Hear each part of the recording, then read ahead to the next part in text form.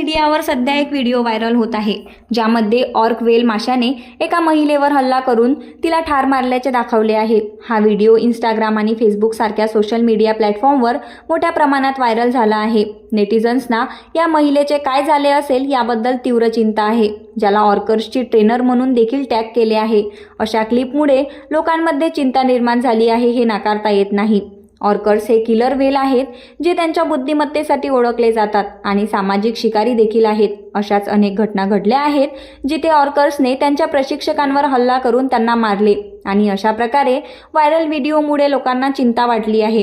क्लिपमध्ये हल्ला झालेल्या महिलेची ओळख जेसिका रॅडक्लिफ या नावाने करण्यात आली होती आणि लोक तिच्याबद्दल आणि तिचा जीव घेतल्याचा दावा करणाऱ्या संपूर्ण घटनेबद्दल माहिती शोधण्यासाठी इंटरनेटवर शोध घेत आहेत।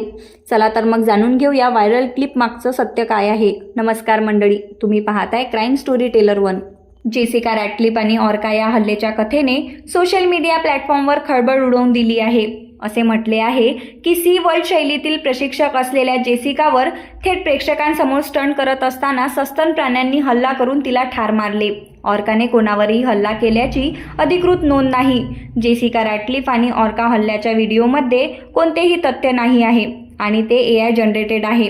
या व्यतिरिक्त हिंदुस्तान टाइम्सने पुष्टी केली आहे की जेसिका रॅडक्लिफ नावाचा कोणताही ट्रेनर नाही। हे पुष्टी करते की व्हायरल क्लिप फक्त हाताळला गेला आहे। क्लिप किंवा प्रतिमा तयार करण्यासाठी AIचा वापर केला आहे।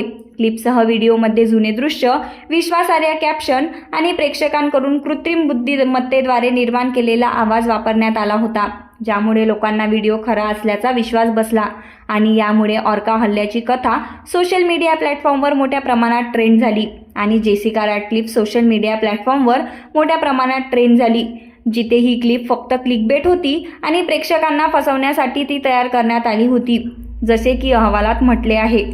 आजच्या अत्यंत तंत्रज्ञानाच्या युगात AI हे एक साधन आहे जे लोकांना खोट्या गोष्टींवरही विश्वास ठेवण्यास भाग पाडू शकते, हे सिद्ध झाले आहे आणि जेसिका रॅडक्लिफच्या अलीकडच्या व्हायरल व्हिडिओ क्लिपबाबतही असेच घडले। बरं, हे प्रकरण नेटिझन्समध्ये अधिक विश्वासार्ह होते, कारण गेल्या काही वर्षात अशी काही प्रकरणे घडली आहेत जिथे ऑर्कासने प्रत्यक्षात प्रशिक्षकांवर हल्ला केला आणि त्यांना ठार मारले। 2013 मधील ब्लॅकफिश हा माहितीपट टिलिकम या ऑर्काच्या जीवनाच्या खऱ्या कथेवर आधारित होता, जो ट्रेनर डॉन ब्रांचूसह किमान 3 लोकांना मारण्यासाठी जबाबदार होता।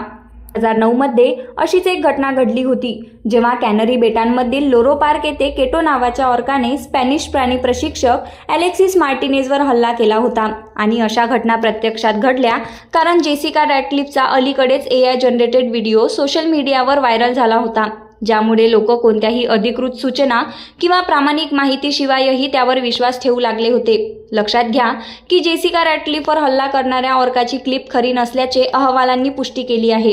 मंडळी, AI जेवढं सोयीस्कर आहे तेवढंच घातकही आहे। तर तुम्हाला हे सत्य कसं वाटलं तुम्ही कमेंटमध्ये सांगा आणि स्टोरीला लाईक शेअर करा। पुन्हा भेटू असे सत्य उलगडणाऱ्या खऱ्या घटनेसह। तोपर्यंत सुरक्षित रहा, सतर्क रहा। धन्यवाद।